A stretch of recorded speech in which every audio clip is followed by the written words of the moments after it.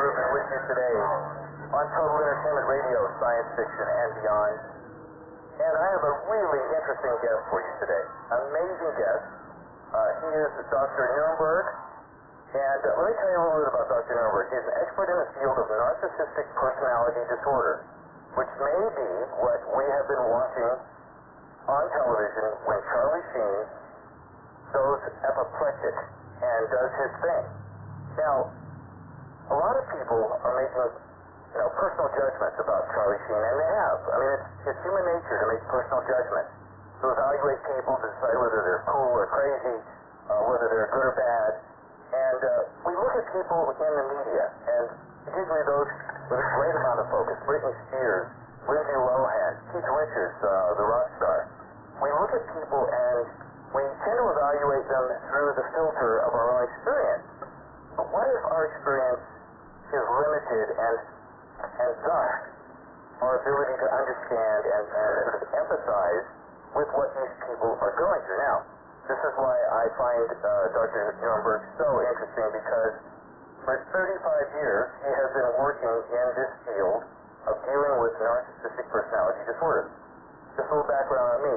I'm also a person who is in the entertainment business. I work with very talented, very highly driven narcissistic people. I've been successful at navigating my relationships with these people because I understand the nature of extreme, what you call malignant narcissism. And it can be dealt with if you step back and don't become a part of the problem. But for the most part, the average person doesn't know how to do that. So, without further interruption, I'm going to ask one question and we'll get with Dr. Nerenberg here. Could we all be wrong about Charlie Sheen?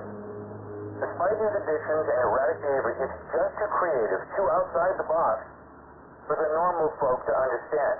That's where I introduce you, Doctor. Welcome to the program. Thank you, David, for having me on. It's an honor to be with you and with your guests, with your audience. Now, before we get into this, I want to play for the audience a clip of you from YouTube talking about this unconventional therapy that you use to help people like Charlie Sheen. You're not working with him right now, but you would like to. You'd like to be able to help him with this particular form of therapy. So let's listen to kind of a quick breakdown of what you do with people right now. Hello, I'm Dr. Arnold Nerenberg, founder of the Respectfully Real Transformation Process for exceptionally creative people.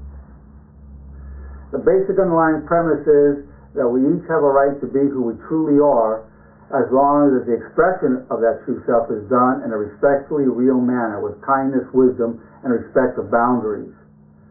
I consider Charlie Sheen to be one of those exceptionally creative people, outside the envelope, outside the boundaries, will not fit into the typical program, will not even be able to be comprehended by the conventional mind or conventional thought process.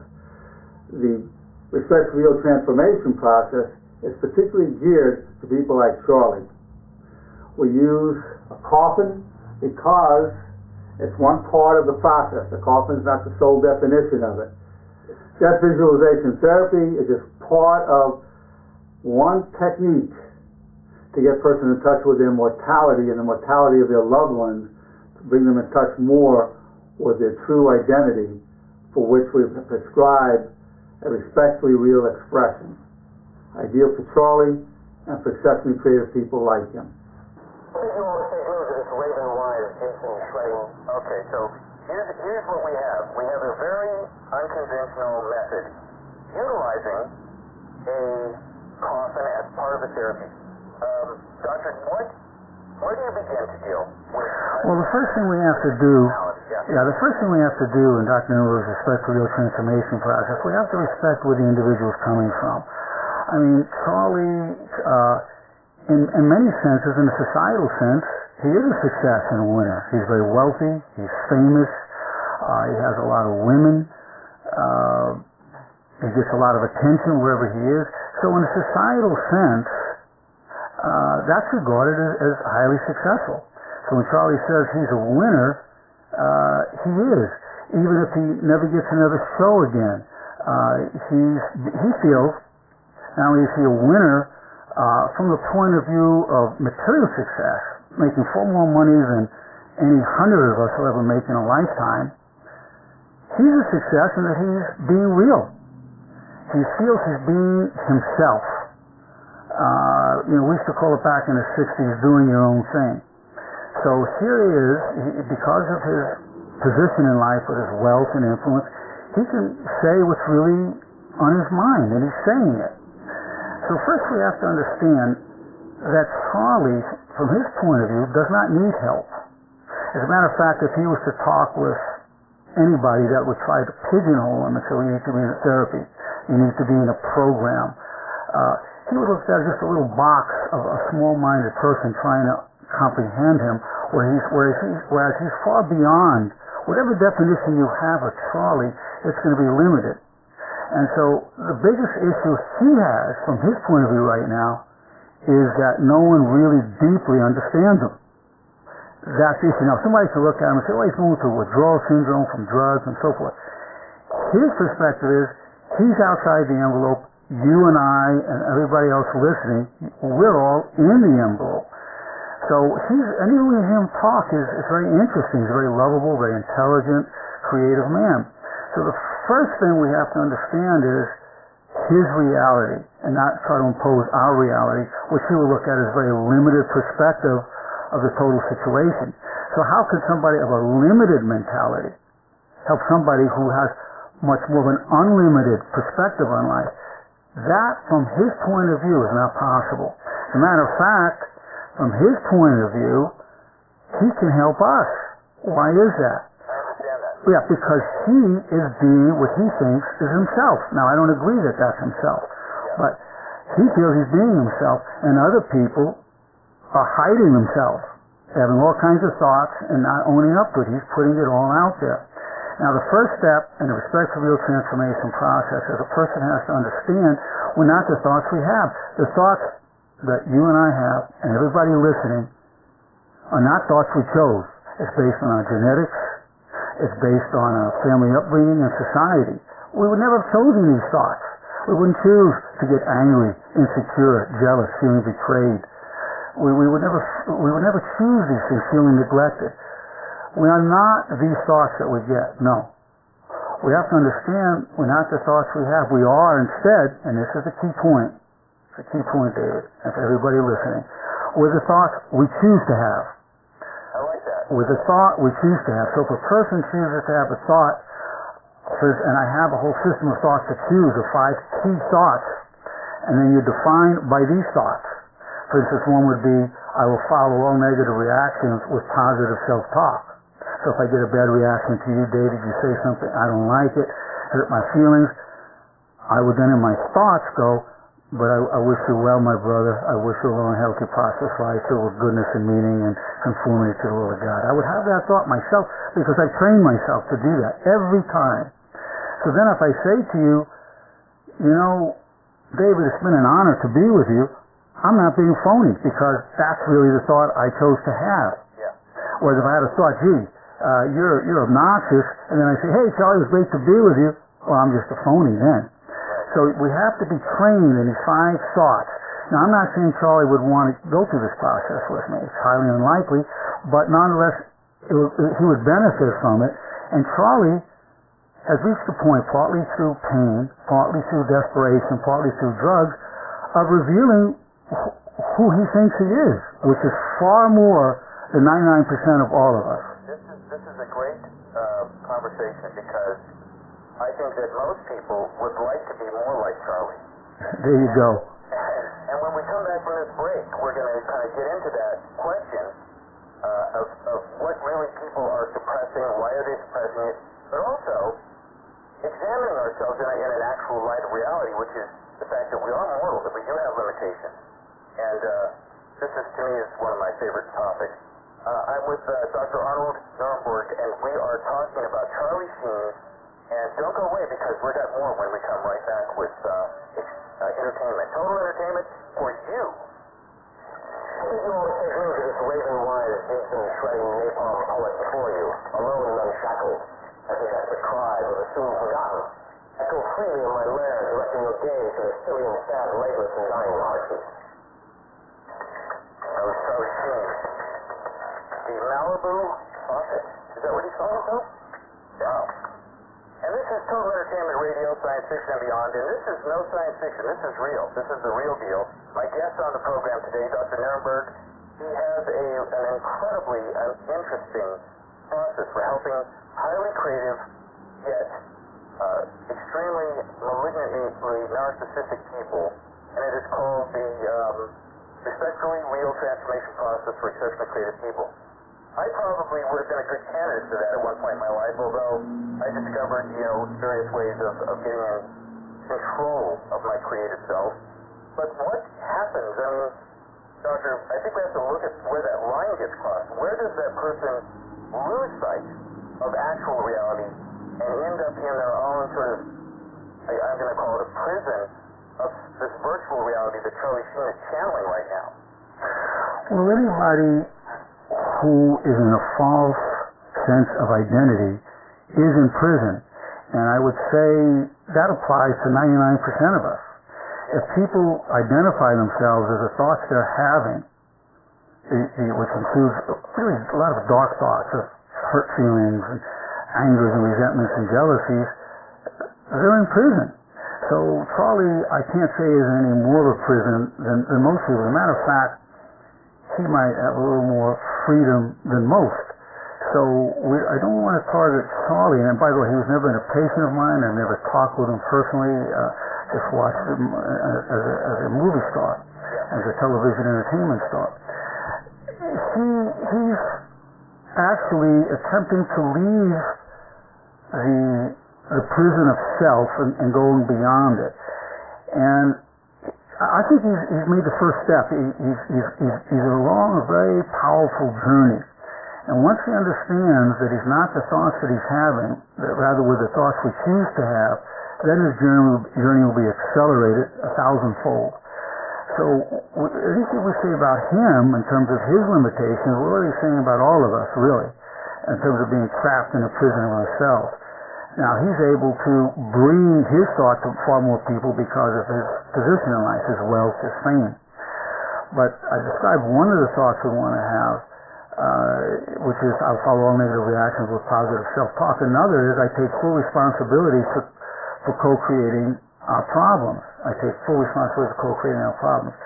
Without that thought, we can never be totally free because we end up just blaming everybody. Well, when I hear Charlie, I don't hear an angry man. I don't hear a man blaming the world. I just don't hear that. And he seems to want to reconcile with the people he's had misunderstandings with. And he does feel that they cannot understand him. And that's probably true. I think people are saying, well, here's a typical drug addict. He's going through withdrawal syndrome, or he's having an after effect of a substance abuse. And people go, well, what a shame. Look at a talented, handsome, creative, intelligent young man ruining his life. And that from a conventional point of view is totally true. And yet at the same time, he is a winner and a success in any material standard, and even psychologically being more himself than most people. Except that there's a confusion about what the true self is, and he's certainly not alone with that. Well, let's discuss that for a minute, because there can be, like in the old Donald Duck cartoons, an angel on one shoulder, a little devil on the other. And so I think, as you point out, you are the person you choose to be. Now, what if he has just discarded, because he has 5 children from, I think, 2 or 3 different wives or relationships. He knows that he has an influence and an impact on at least the children and the women and his audience. So at some level, it seems to me that he's chosen not to have a split personality, not to be choosing between, the one shoulder or the other, the good or the bad. But he's just chosen to go with what it is that makes him feel good in the moment. When I watched him on the CNN interview with Piers Morgan, I saw a guy who said, look, I'm free. I'm completely free. I'm really good. I'm right here, right now. And I think that's where he limits himself to seeing the collateral damage that he's doing. What do you think about that? Well, I think in his perspective, the collateral damage is the damage people are doing to themselves, and he's not inflicting on them. But I think with Charlie, to really really get in touch with our truest and deepest and most meaningful identity, we have to understand the briefness of this life. That life is short. And the power thought there, life is short. Let me show my love now. Now, I think, one of the procedures I use, one of many, my whole process is not defined. I have a coffin and I have people imagine some particular person is in there. So if Charlie was here, which I don't believe he would want to be here, but if he were, so if we imagine your son is 16, died of an overdose, God forbid, and he's in that coffin, would you be willing to repeat after me certain statements that you could make to him? And assuming he said yes, it would go something like this. I love you. I'm so sorry. Please forgive me. That was a bad example. I caused your death. I regret that I ever used drugs. Please forgive me, or may God forgive me. I would put those statements in to just see if that fits for him, and I think it would, because what I found in my work with road rage, and people say I coined the term road rage, and I didn't. I did popularize the term. We found that the biggest factor why somebody goes into road rage is not socioeconomics, it's not age. We found it's parenting. You're much more likely to be a road rager if your parents show anger on the road when you're driving. And the same, of course, with any lifestyle we have, whether it's drugs or whatever. So that if, God forbid, his children started using drugs and literally or physically destroyed themselves, it would be because of the example he had. So the coffin, when people see the coffin and have a special room, it gets very real.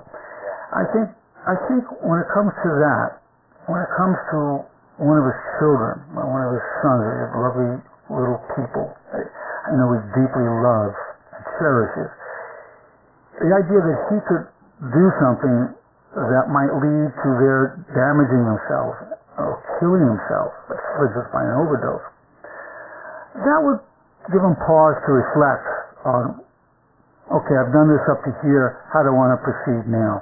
That would have a shot, not for his sake, or for yours and mine, or for his fans, but for those little children that he loves so much. There's a possibility he would change some of his behaviors because of that. So in the process of what he's going through now, I mean, I know that from my own life experience, I've learned more from my failures than I've ever learned from my successes. And getting close to death was one of the things that woke me up to life. Exactly. Do you think that somebody like Charlie or Lindsay Lohan or Britney Spears and these other people, I think we lost them. Yeah, I'm here. Okay, good. Do you think that these people, if they had those experiences, if they came to this realization that they could lose everything in just one moment, if they could see that for a second, could that really bring them back to reality? It depends how you're defining everything. If in Charlie's case, losing the show wouldn't do that, or even if he had to finance his own shows and never get sponsored by anybody else, that might not. But the idea of losing those precious children, not just to the mother, but losing them in life, period, that could do it. And that would be a tremendous loss for him. Even the thought of that would be horrifying for him.